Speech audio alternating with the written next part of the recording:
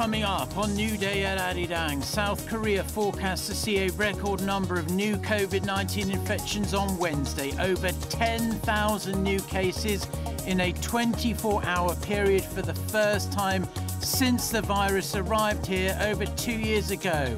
The pickup attributed to the highly transmissible Omicron strain.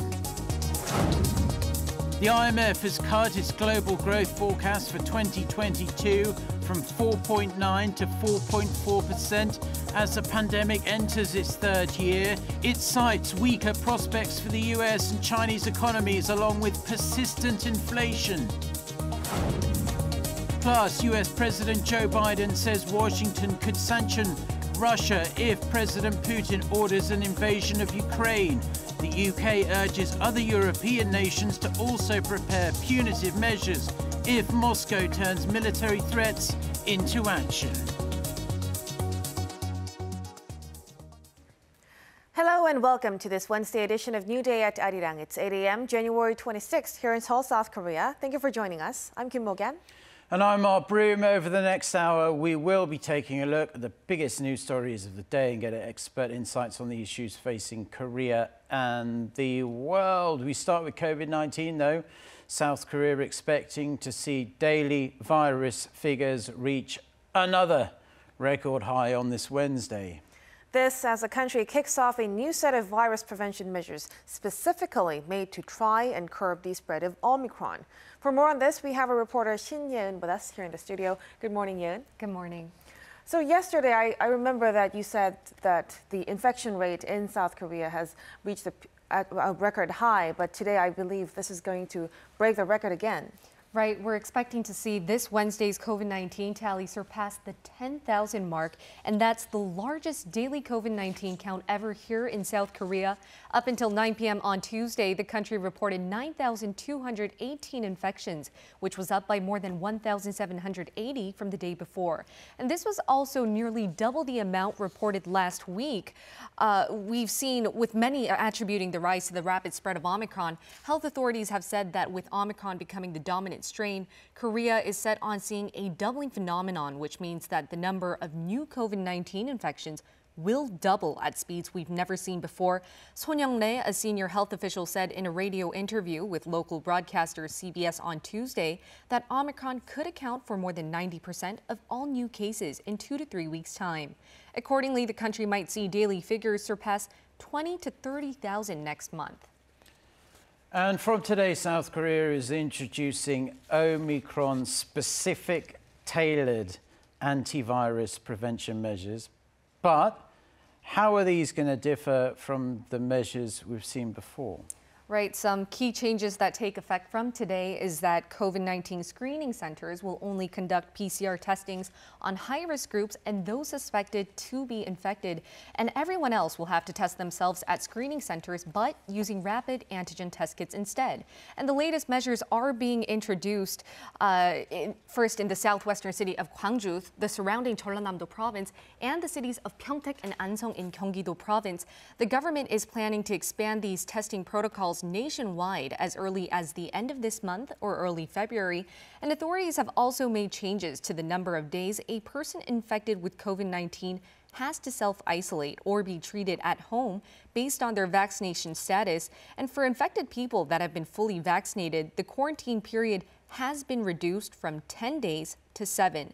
And those that haven't been fully vaccinated must stay in self-isolation for 10 days. Another change has been made to the self-isolation period for those who have come into close contact with a patient. If you've been fully vaccinated and have been wearing a mask at the point of contact, you don't need to go through quarantine at all, whereas the unvaccinated must quarantine for 7 days. All close contacts, however, must get a PCR test within 6 to 7 days. And under these new measures, to be considered fully vaccinated, 14 days must have passed since the person received their second jab or booster. But if over 90 days have passed, they would be considered unvaccinated. So, Yeun, apart from that, authorities have tried to accelerate the distribution of antiviral pills. So who exactly are eligible now and who might be eligible very soon? Right, as of now, Korea has been only administering antiviral pills to seniors aged 60 and up after receiving the first batch from Pfizer some 2 weeks ago. But on Tuesday, Prime Minister Kim Boo-kyum said authorities are considering lowering the age of eligibility to those in their 50s. The Prime Minister said the 200 courses of COVID-19 pills used up to now have proved to be quite effective. And he said one thing was sure: those who took the medication did not develop severe illnesses. All right, Yoon, as always, thank you so much for your report. We'll talk to you again tomorrow. Thank you so much. Thank you. Now, moving on to other news. The International Monetary Fund has revised down its projected global growth outlook for the world economy this year in light of the rapid spread of the Omicron variant. The agency also downgraded South Korea's outlook, but the adjustment was relatively small due to the nation's resilient exports and the government's latest supplementary budget. Ji-young reports. The International Monetary Fund has downgraded its projected global economic growth rate for 2022. In its World Economic Outlook report released Tuesday, the IMF cut its forecast for global GDP for this year by 0.5 percentage point from its previous projection in October to 4.4%. An IMF official said that as the pandemic enters its third year, the global recovery faces multiple challenges. The Omicron variant has led to renewed mobility restrictions in many countries and increased labor shortages. Supply disruptions still weigh on activity and are contributing to higher inflation, adding to pressures from strong demand and elevated food and energy prices. Moreover, record debt and rising inflation constrain the ability of many countries to address renewed disruptions. The revision is mostly due to sizable projected markdowns in the world's two largest economies, the United States and China. The American economy is expected to grow 4% this year, a downward revision of 1.2 percentage points from the previous forecast. The IMF official said it reflects lower prospects of legislating the Biden administration's Build Back Better fiscal package, the Fed's earlier than expected withdrawal of extraordinary monetary accommodation, and supply bottlenecks. Higher inflation surprises in the U.S. could elicit aggressive monetary tightening by the Federal Reserve and sharply tighten global financial conditions. Rising geopolitical tensions and social unrest also pose risks to the outlook. China's outlook was lowered by 0.8 percentage points to 4.8%. The IMF said its calculation was based on the continued spread of financial stress in China's real estate sector and a weaker than expected recovery in private consumption. Among major economies, South Korea's downgrade was relatively small, a cut of 0.3 percentage point from the previous projection to 3%. South Korea's finance ministry said the country's solid current account balance and the government's latest supplementary budget likely had a positive effect on the IMF's moderate revision. Ji-young, Arirang News. The IMF has praised South Korea, saying it has managed to financially overcome the pandemic, all while minimizing economic damage to its population. It cited the Moon Jae-in administration's Korean New Deal as a good example of economic reform in the post-pandemic era. Our Choi Min-jung reports. The International Monetary Fund has evaluated South Korea as a global model country for its economic efforts amid the COVID-19 pandemic. According to the Ministry of Finance on Tuesday, the remarks came during a virtual meeting between Finance Minister Hong Nam-gi and IMF's Korea Missions Chief Martin Kaufman. Kaufman stressed that South Korea was able to achieve both economic recovery and financial stability while minimizing damage, mainly by containing the spread of the virus and promoting active fiscal and monetary policies.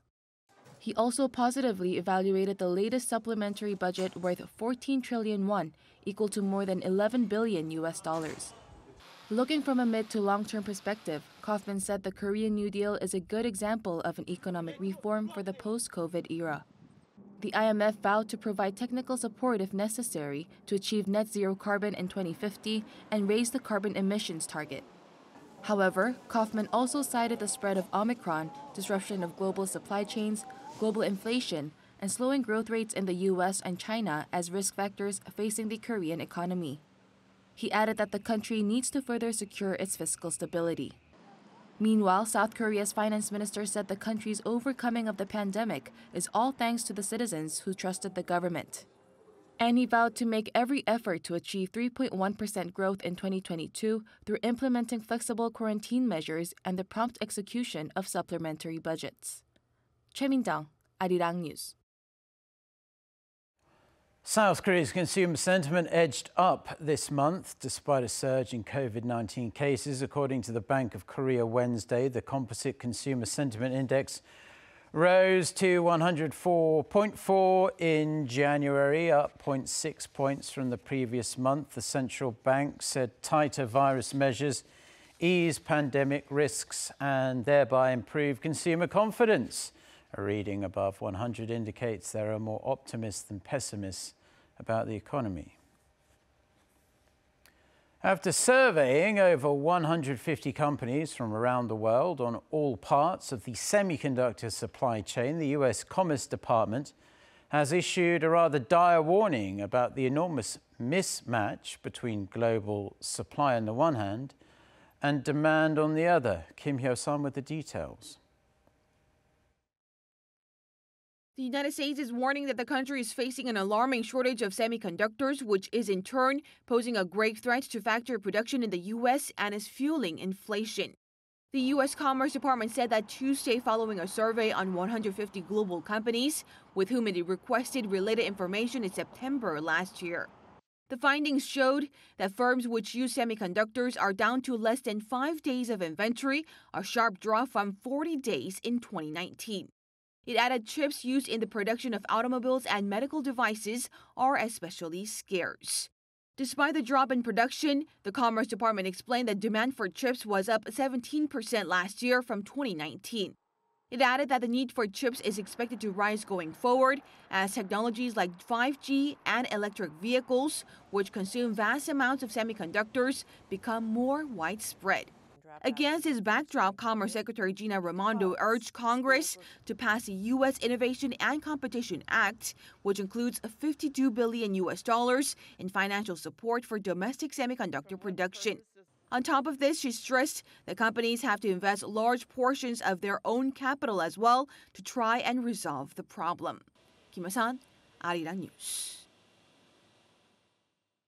Now it's time for On Point, where we speak to experts to delve deeper into the biggest news stories in the spotlight right now. Oil prices last week hit the highest levels since October 2014, prompting renewed pledges from the Biden administration to do what it can to try and relieve prices at the pump for Americans, an issue they're very sensitive to. However, analysts see very few things that President Biden can actually do to directly affect international crude oil prices, which are the key driver, of course, of rising gasoline prices in America, but not only there, but around the world.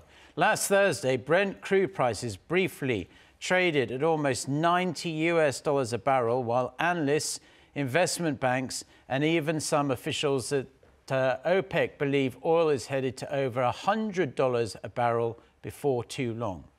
The problem isn't only affecting the U.S. Rising energy prices are also throwing millions of households around the world into energy poverty, with many people facing the choice between eating or heating and filling their tanks so they can get to work.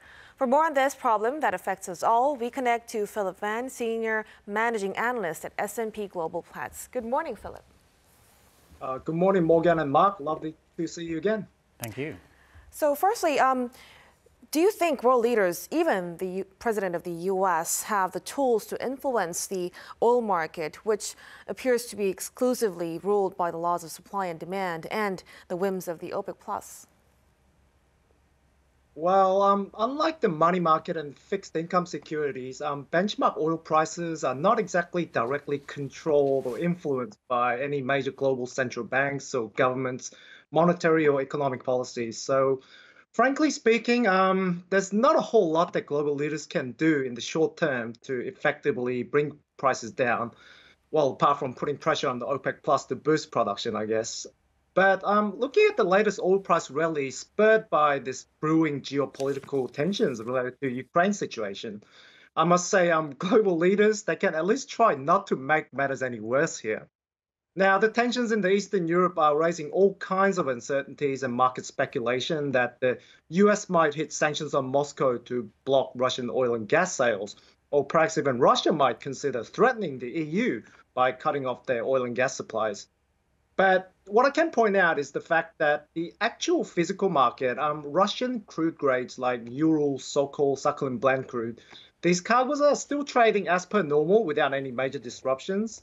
And my good colleagues in the analytics department, they recently put out a report indicating that it's highly unlikely that Russia will voluntarily cut off large energy supplies to Europe, given its desire to remain a dependable supplier, and the fact that such move would unite the US and Europe.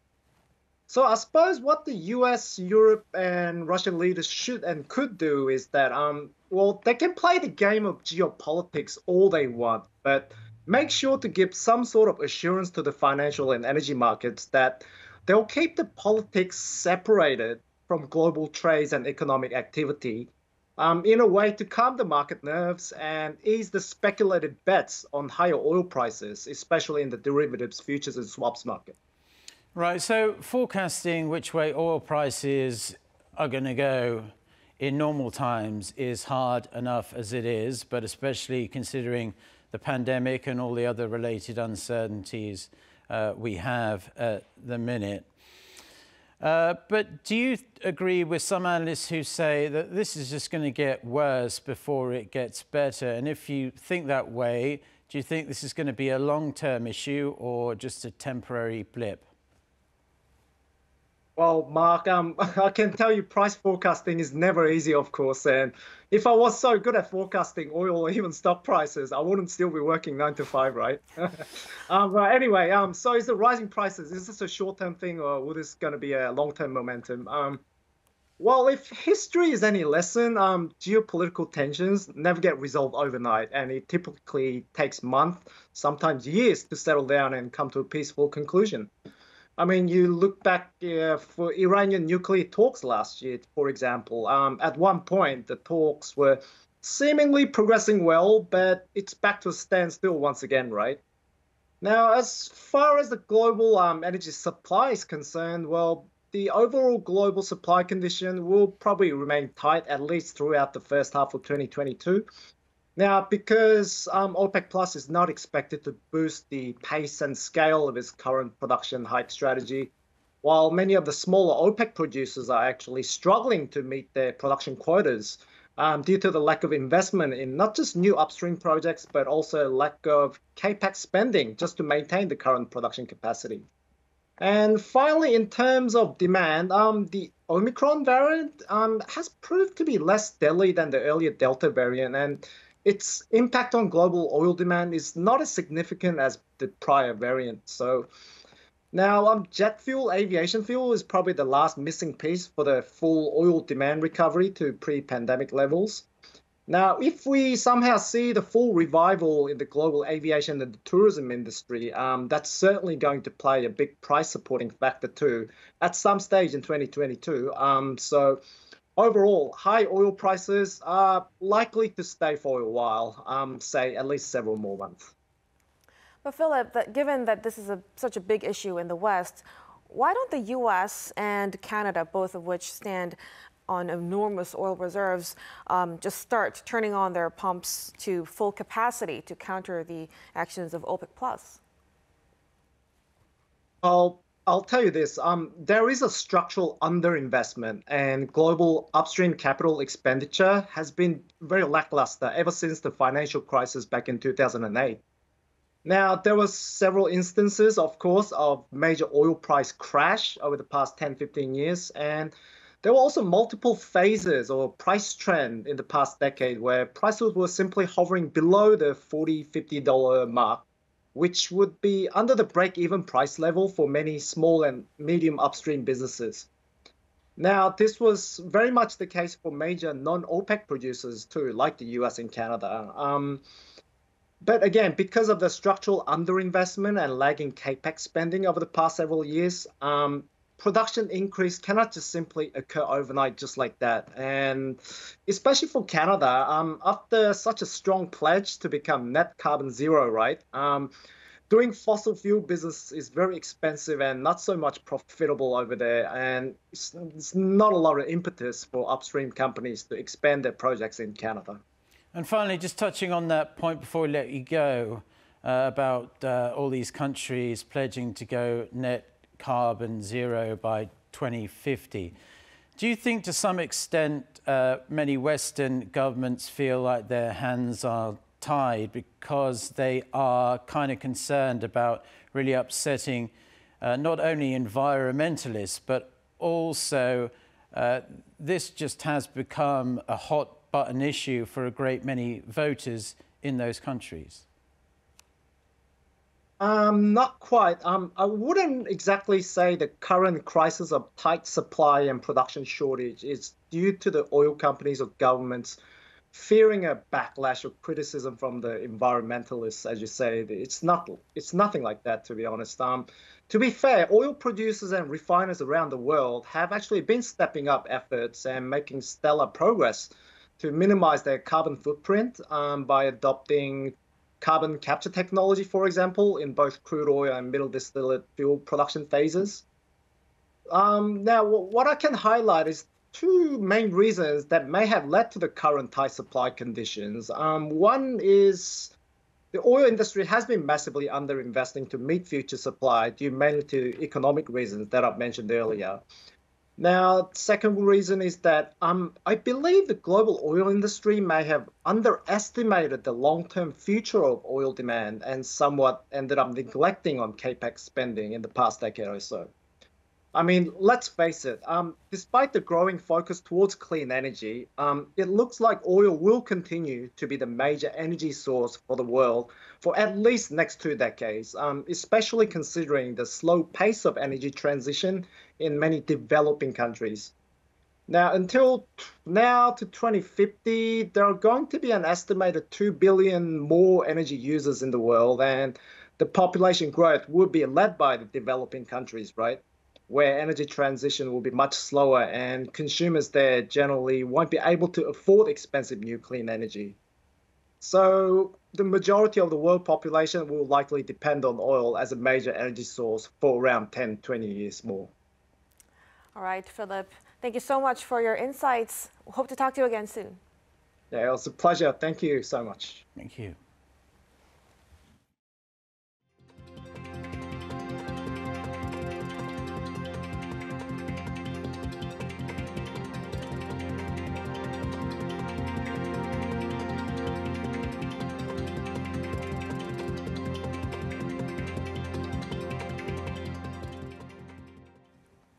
As concerns simmer over a possible Russian invasion of Ukraine, U.S. President Joe Biden is reportedly considering imposing direct sanctions against his Russian counterpart, Vladimir Putin. The UK is also urging other European countries to ready sanctions. However, despite international worries, Western countries insist they're not giving up hope of finding a diplomatic solution. Lee Kyung-in with the details. U.S. President Joe Biden on Tuesday said he would consider imposing sanctions on Russian President Vladimir Putin directly if Russia invades Ukraine. That's something previous presidents have avoided. The remarks come as the White House on Monday said a Russian invasion was imminent, and some 8,500 American troops have been put on high alert to be potentially deployed to Europe. Biden says those troops could move into Eastern Europe soon, but made it clear that the deployment would not be to Ukraine itself, but to reassure its commitment to NATO. I may be moving some of those troops in the nearer term, just because it takes time. And again, it's not provocative. It's just exactly what I said. Is that as long as we have to reassure. Meanwhile, British Prime Minister Boris Johnson also urged European allies to ready sanctions against Russia in case of an invasion. NATO has also begun ramping up its deterrence with member states enhancing military readiness. Russia has amassed some 100,000 troops along the Ukrainian border but denies any plans to invade. Instead, Moscow called the West's response evidence that Russia is the target of aggression, not an instigator. In fact, CNN is reporting that Russia's state media is depicting a situation where NATO forces are preparing to attack Russia. Even with military preparations underway, diplomatic efforts are proceeding to try to defuse the crisis. Officials from Russia, Ukraine, France, and Germany are set to meet in Paris on Wednesday. And the Ukrainian president has sought to calm his citizens by assuring that efforts are underway. Together with our partners, we are acting as one team. The U.S. is also preparing written responses to Russia's request for security guarantees that demand NATO ban Ukraine from joining its alliance. But it remains to be seen whether diplomatic efforts could help or worsen tensions. 이경은 아리랑 뉴스. Seoul's foreign ministry is advising South Korean nationals living in 15 regions in Ukraine to leave as soon as they can. This comes as the ministry on Tuesday placed 15 of Ukraine's 25 regions under Level 3 travel advisory. These include the capital, Kyiv. The ministry said around 600 South Korean nationals are in Ukraine, with most of them in Kyiv and other inland cities. North Korea on Tuesday appeared to launch 2 more cruise missiles. This would be the regime's 5th missile test so far this year, and we're still in January. The South Korean military is carrying out assessments to verify the exact details, BNG reports. South Korean military officials say that North Korea appears to have launched 2 cruise missiles on Tuesday morning. They said the missiles were fired from an inland area and that assessments are being carried out to verify the details. The officials declined to say which direction the missiles were fired, only that it was not toward the East Sea. They also said that because of the Earth's curvature, it's hard to detect when North Korea launches missiles from an inland area and that they fly at lower altitudes and at lower speeds. But the officials did say that if such missiles were to be fired toward the south, Seoul has the capability to detect and intercept them, no matter what altitude they travel at. This is the 5th time this month that the regime has conducted some kind of missile test, after launching what it claimed were hypersonic missiles and short-range ballistic missiles. Ballistic missiles arch upwards before descending to reach their target, whereas cruise missiles remain within the atmosphere while flying. Also, ballistic missiles are powered by rockets on their way up and can carry nuclear or conventional warheads. But cruise missiles are powered by jet engines throughout their full journey and can fly as low as a few meters off the ground, which makes them harder to detect. Seoul's Joint Chiefs of Staff always reports right away when the North launches a ballistic missile, but does not officially report on the regime's cruise missile launches. Cruise missiles usually generate less interest because, unlike ballistic missiles, they are not banned under UN sanctions imposed on Pyongyang. 배은지, 아리랑 뉴스. As a follow-up to that report, the US State Department says it remains committed to the complete denuclearization of the Korean Peninsula through diplomacy and dialogue. The renewed offer comes as Pyongyang appeared to have launched those 2 cruise missiles on Tuesday. Asked about the launch, the State Department said it was assessing their reports with South Korea and Japan.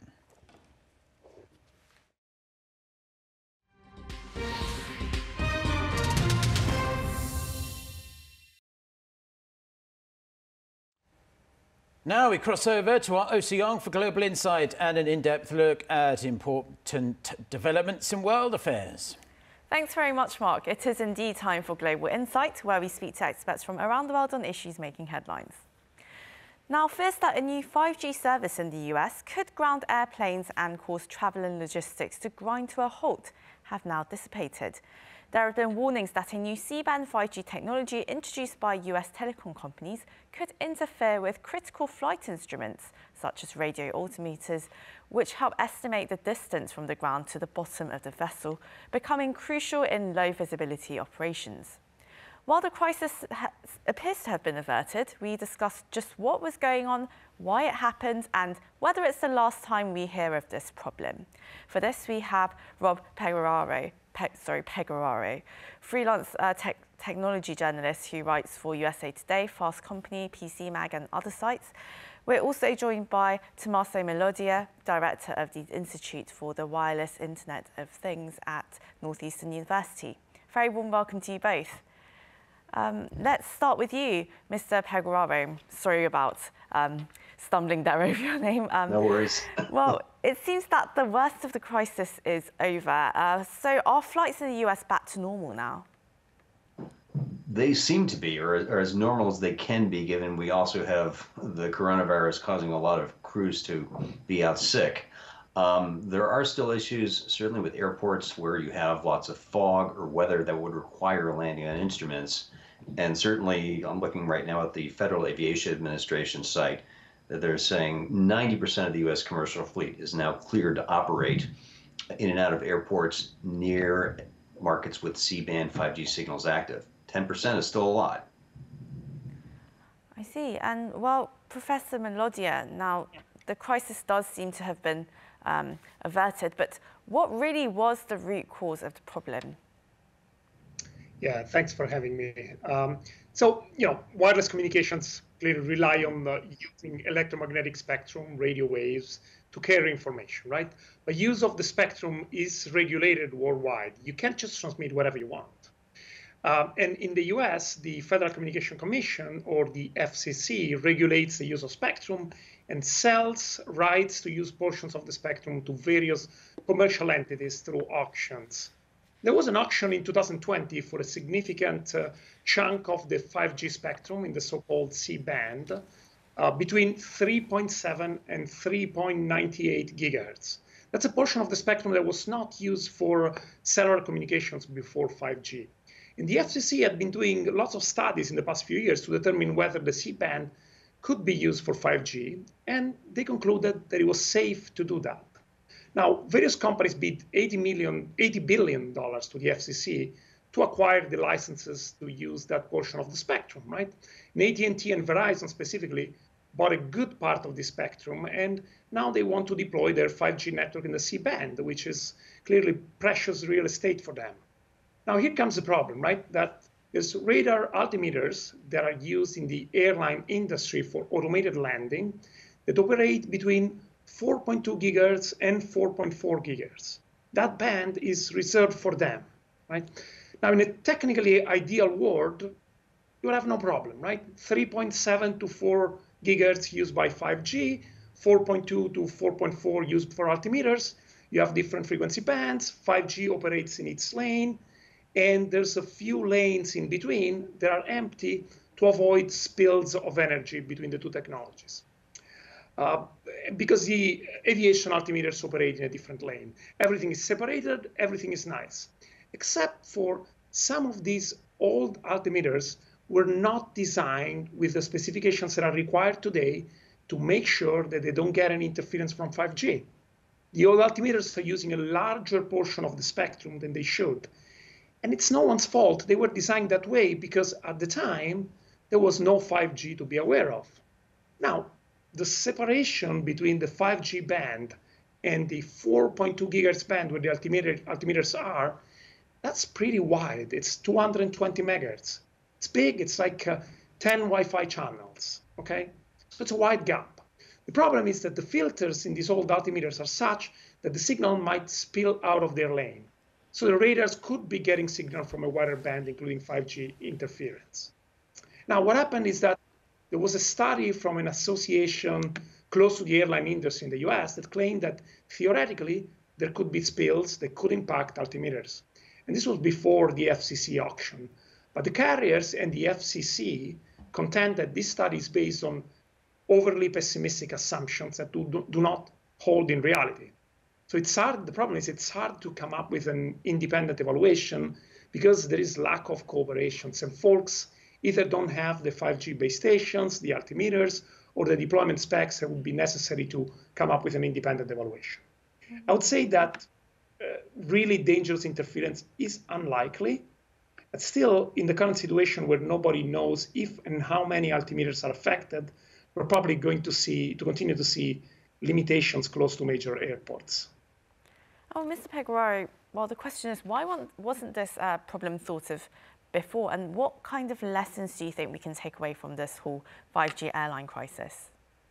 That is the real mystery around Washington. At the time the spectrum was getting freed up, the offices of the FAA and the FCC were about a 10-minute walk from each other in Southwest DC.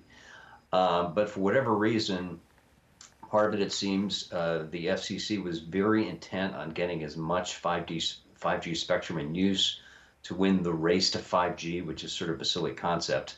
And the FAA just did not sort of get checked into this discussion when it should have, because there's a huge diversity of not just commercial airplanes operated by airlines, medevac helicopters, general aviation, a lot of hardware out there that you can't just assume is going to work. And the FAA's presumption is rightly, we're not going to assume that this is safe, prove it. We have a culture of safety. Every day we figure out, can we make the system a little safer, not just stand pat and think it's all fine. So there was a big breakdown in people who should have been talking to each other and comparing notes. Hopefully that won't happen again. I'm sure that there's a lot of embarrassment among all the parties involved because, it's a huge mess where you worry, I have a flight Friday, which I think will be fine. At this point, I'm more worried about the weather than C-band 5G, but it should never have gotten to this point. Well, Professor Molodia, what else does the 5G rollout affect other than commercial airlines? What other signals or systems should be considered or addressed before 5G is further rolled out? Yeah, well, so 5G is already being rolled out worldwide in a number of mid bands and high frequency bands. From a technical point of view, there's a number of techniques that can be deployed to guarantee safe and fair coexistence between 5G and other government, military, and commercial services, right?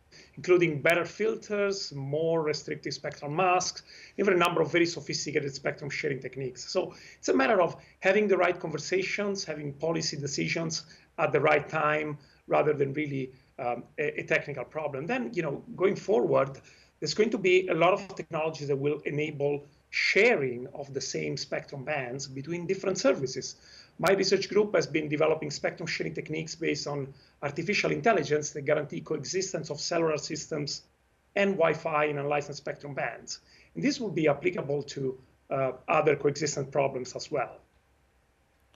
Mr. Pegoraro, now, how reliable and fast is 5G as a network? We've had the 5G rollout here in South Korea. We were the first in the world to commercialize this, but there have been questions as to, how fast it actually is and whether it can, work as well through buildings. And there's been some questions around that. So how reliable is 5G?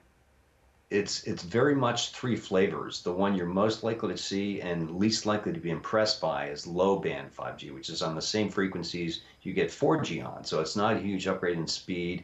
You may find it's actually slower than 5G. All three carriers, to a certain extent, have millimeter wave, which is extremely high frequencies. It's incredibly fast and it's incredibly hard to find. I have walked up and down city blocks where it's supposed to be available and found no millimeter wave signal where the carrier's coverage map says you should be online right here. In the middle is mid-band, and C-band is part of that. That's AT&T and Verizon. People who now have it have been very impressed by how much faster it is. We're talking hundreds of megabits per second downloads. T-Mobile has a different batch of mid-band, which has been available for much longer and is unrelated to this entire radio altimeter mess, which is also very fast. People seem quite happy with that. But yeah, for most people, I would say in the US, 5G has been a disappointment because they only get this low band flavor. C-band has the potential to make it much more real for a lot of people, and also to give a lot more people a choice in home broadband. They can sign up for fixed wireless 5G from one of the carriers instead of being stuck with their local cable company. Well, Mr. Pegoraro, now there's been a lot of hype over the whole 5G network in terms of what kind of services it can provide, how fast it is, how, what little lag time there is. In what ways has the industry hyped 5G too much? It's been so unhelpful. You see people, executives who should know better, stand up at telecom conferences and say 5G will make self-driving cars possible. It certainly will not. There's no way a car will get approved for operation on the public roads if it requires a network connection. They'll suggest it would make robot surgery possible. Could be, Half the time when people say 5G will make this happen, they're just saying if you had a fast wired connection and good Wi-Fi, you could also do this. And I think it plays into a lot of disappointment when people get a 5G phone, use it and think this is pretty much like my 4G phone. What's the big deal? Well, I don't want to be too biased, but I've actually turned off my 5G and I'm just using LTE. But anyway, Professor Melodia, now there are also some concerns about cybersecurity as countries around the world, they continue to build up smart city infrastructure and systems based on 5G technology. What are some risks that we're going to have to deal with and how should they be mitigated? Well, right, yeah. So 5G and the Internet of Things, that is a technology associated with 5G, right? This idea of connecting all sorts of smart objects and infrastructure. Indeed, a fascinating technology because it's not only a communication technology, but it can really create this distributed and untethered interface between the physical world, right, where we live and operate, and the digital world where our data reside. That means basically two things, right? You can collect a lot of data and extract meaningful information from the physical world, and you can make better, more rational decisions on the physical world, but also we can act on the physical world, right? And for example, will someone be able to take control of an airplane by leveraging a cybersecurity vulnerability, right? And to stay on the topic of landing systems, some colleagues here at Northeastern University a couple of years ago published a study where they investigated a vulnerability of aircraft instrument landing systems to wireless attacks, right? They were able to spoof landing systems radio signals using commercial radios and causing things like last-minute go-around decisions and even missing the landing zone in low visibility scenarios, right? This was all simulated and nothing in a real systems, but clearly there are serious issues, right, that can be solved with a one-size-fits-all solution, where you require industry, regulators, and academia to work to develop best practices and solutions, right? Right. Well, Mr. Pecoraro, now what other urban infrastructures should we consider and safeguard as we continue to roll out 5G? So with a lot of U.S. cities, there are lots of smart cities projects that get talked up and then never really sort of pan out. So 5G figures into that to a limited extent. I talked about millimeter wave 5G. There, to me, the more interesting part, to make millimeter wave work, because it's such short distance. We're talking like 1,000 feet outdoors. You have to run fiber optic internet all over the place. So once you have that in every block, then a lot more interesting things become possible. And that said, a lot of U.S. cities, we need to replace our existing analog infrastructure before we get too hung up over building digital infrastructure all over the place. Well, I'm afraid our time is up today, so this is where we'll have to leave the conversation. That was Rob Pecoraro, a technology journalist who writes for USA Today, Fast Company, PC Mag and other sites in the US, and Tommaso Melodia, Director of the Institute for the Wireless Internet of Things at Northeastern University. Thank you both so much for your time today. Thank you. Having us. Thank you.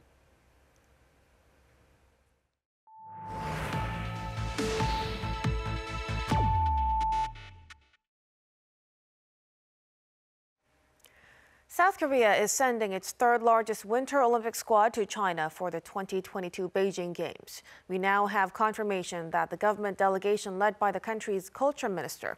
They start departing for the Chinese capital from Friday. Han Sung-woo with more. With less than 2 weeks remaining until Beijing 2022, South Korea has announced it will be sending a total of 63 athletes to the Chinese capital.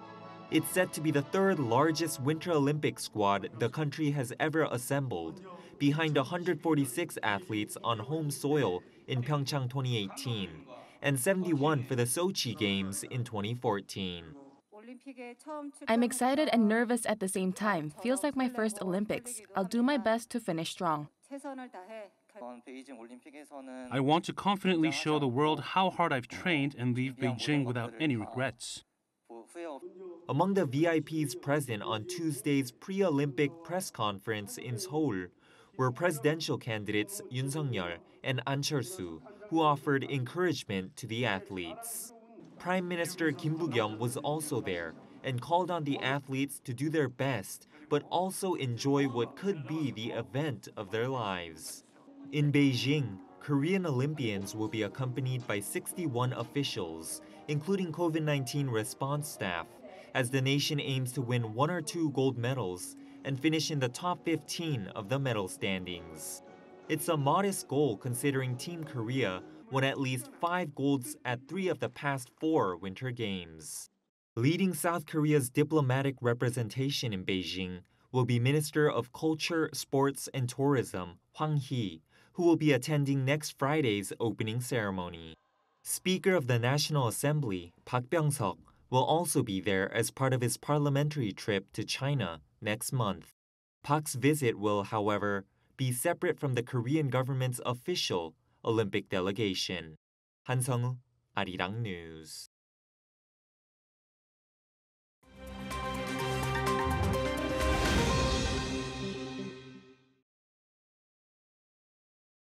Now, for a look at what's going on around the world, we have our Lee Seung-jae joining us from the newsroom. Good morning. Good morning to you guys. So, Seung-jae, there's been calls for UK Prime Minister Boris Johnson to step down amid a number of lockdown breaches at his residence. And now Johnson is facing a police investigation. That's right. London's Metropolitan Police Commissioner Cressida Dick said Tuesday that the police will investigate the alleged lockdown breaches at Johnson's Downing Street residence. Now, this after receiving evidence from an internal government probe into a series of gatherings. Now, the new allegations emerged late Monday that he broke COVID-19 lockdown rules his government imposed by attending a surprise birthday party in his residence when indoor social gatherings were banned. The birthday party was for none other than the Prime Minister himself. It was attended by around 30 people, including his wife. However, close sources say while the police investigation will point to his wrongdoing, it would be hard to prosecute the Prime Minister. Now, dubbed Partygate, Johnson is currently fighting for his political life after a stream of leaks reveal that him and his staff held parties during the toughest COVID-19 lockdowns in Britain. Now, being a journalist shouldn't typically be a dangerous job, but in Mexico, well, it certainly can be. Lourdes Maldonado, who told the president 3 years ago that she feared for her life, was shot dead on Sunday. Her death marked the second journalist killed in a week in the country, underscoring the nation's status as one of the deadliest for a journalist outside a war zone. Maldonado had been registered on her state's protection program for journalists, which included some police surveillance of her home. Now, from 2000 to 2021, 145 journalists were killed in Mexico, with 7 deaths last year alone. Maldonado was also the 3rd journalist killed in Mexico this year. Now, at least 8 football fans had died and 38 others were injured in a stampede at the Yaoundé Olembe Stadium in Cameroon on Monday. The deadly events unfolded before the host nation's round of 16 match in the Africa Cup of Nations. Now, following a low turnout in the first round matches, free tickets were given out to fans to lure them to the stadiums. According to one witness, included among the dead were a pregnant woman and a baby. And finally, an Iranian court on Tuesday convicted French national Benjamin Briere of espionage, as handing him an 8-year prison sentence. The 36-year-old has been held in Iran since May 2020 when he was arrested for flying a helicam in the desert near the Turkmenistan-Iran border. He was charged with spying and, quote, propaganda against the Islamic Republic, although his lawyers denied any wrongdoing. Now, in recent years, Iran has arrested dozens of dual nationals and foreigners, mostly on charges related to espionage and security.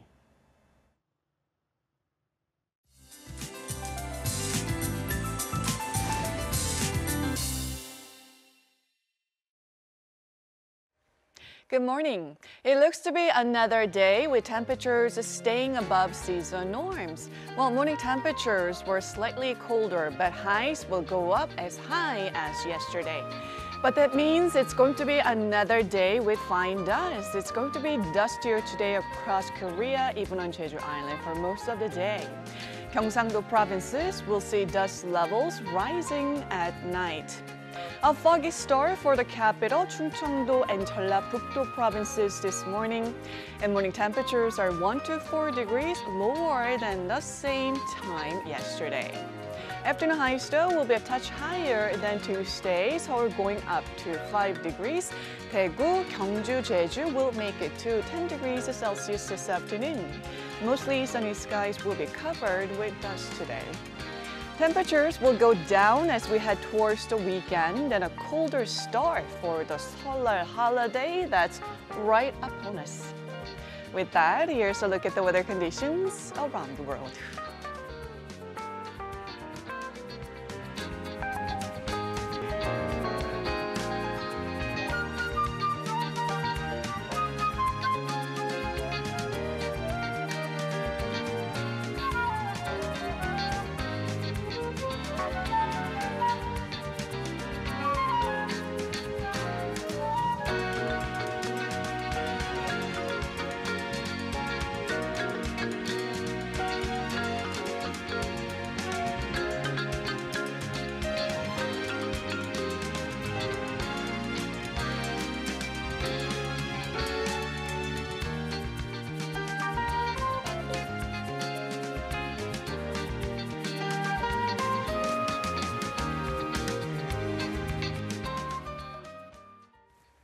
And that's all we have for now. Mark and I will be back at 8 a.m. Korea time Thursday for our next edition of New Day at Arirang. I'm Kim Mo-kyan. And I'm Mark Broom. Have a great day. Thank you as always for watching. I'll be back with more news at 10 a.m. Korea time. Until then, goodbye.